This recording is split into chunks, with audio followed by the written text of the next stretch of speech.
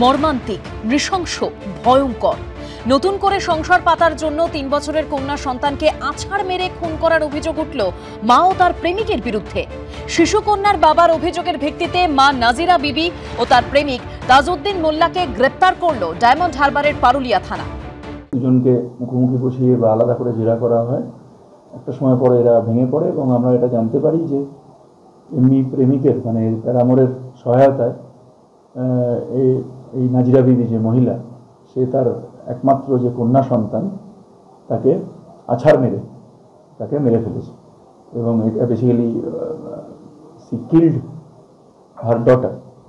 এবং সে নিজে 1 মাসের গর্ভবতী ছিল, প্রেগনেন্ট ছিল। তো ন্যাচারালি তাদের হয়তো এখন প্রাথমিক স্তরে তাদের দুজনকে আমরা পুলিশ রিমান্ডে নিয়েছি। গত বছর জুলাই মাসের শেষের দিকে শ্বশুরবাড়ি থেকে নিখোঁজ হয়ে যান ডায়মন্ড হারবারের কামারপোলের বাসিন্দা নাজিরা বিবি। সঙ্গে ছিল তার শিশু কন্যাও। ডায়মন্ড হারবারের পারুলিয়া উপকূল থানায় মিসিং ডায়েরি করেন তার স্বামী আজহার লস্কর। বাচ্চাটাকে মেরে ফেলেছে, উপযুক্ত আমি শাস্তি চাই, জানো ওরা সারা জীবনে জেলের মধ্যে থাকে, জানো ছাড়া পায়। আমি তো আমার বাচ্চা চেয়ে নিয়েছিলাম যে আমার বাচ্চা দিয়ে দাও। ওই রাতে ওরা বললো হ্যাঁ তোমার বাচ্চা দিয়ে দেবো। তার সেই রাতের মধ্যে ওদের মধ্যে কি হয়েছে, ওই বাচ্চাটা মেরে ফেললো। তদন্তে নেমে পুলিশ জানতে পারে রায়দিঘির বাসিন্দা তাজউদ্দিন মোল্লার সঙ্গে অন্ধ্রপ্রদেশে চলে গেছেন নাজিরা। চিংড়ি ফ্যাক্টরিতে কাজে যাওয়ার সময় দুজনের সম্পর্ক গড়ে ওঠে। তদন্তকারীরা অন্ধ্রপ্রদেশে গিয়ে জানতে পারেন মহিলার শিশুকন্যার মৃত্যু হয়েছে।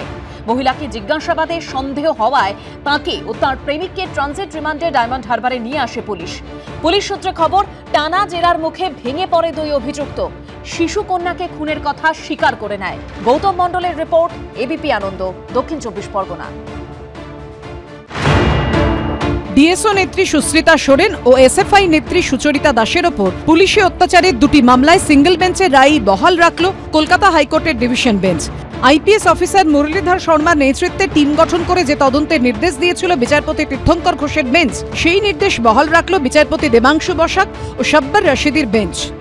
থানার মধ্যে নিয়ে গিয়ে কিভাবে সেখানে নৃশংস অত্যাচার করেছে, এই অভিযোগটা যে আমরা করেছিলাম এটা যে সত্য, এটা যে মিথ্যে নয়, সেটা কিন্তু ডিভিশন বেঞ্চেও আজকে প্রমাণিত হলো। যাদবপুর বিশ্ববিদ্যালয় শিক্ষামন্ত্রীর গাড়িতে ছাত্র জখম হওয়ার প্রতিবাদে গত 3রা মার্চ ছাত্র ধর্মঘটের ডাক দিয়েছিল এসএফআই ও এসইউসিআই ছাত্র সংগঠন ডিএসও। ওই দিনই মহিলা আন্দোলনকারীদের মেদিনীপুর মহিলা থানায় তুলে নিয়ে গিয়ে অকথ্য অত্যাচার করা হয় বলে অভিযোগ ওঠে। থানায় নিয়ে গিয়ে হাতে জ্বলন্ত মোম ঢেলে দেওয়ার ভয়ঙ্কর অভিযোগ তুলেছিলেন ডিএসও নেত্রী সুশ্রিতা সোরেন।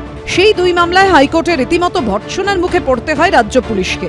পুলিশি অত্যাচারের 2টি মামলাতেই আইপিএস অফিসার মুরলীধর শর্মার নেতৃত্বে সিট গঠন করে তদন্তের নির্দেশ দেয় আদালত।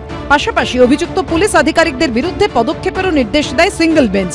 এই 2 মামলাকে চ্যালেঞ্জ করে হাইকোর্টের ডিভিশন বেঞ্চে গিয়েছিল রাজ্য সরকার। বুধবার আদালতে ধাক্কা খেল তারা।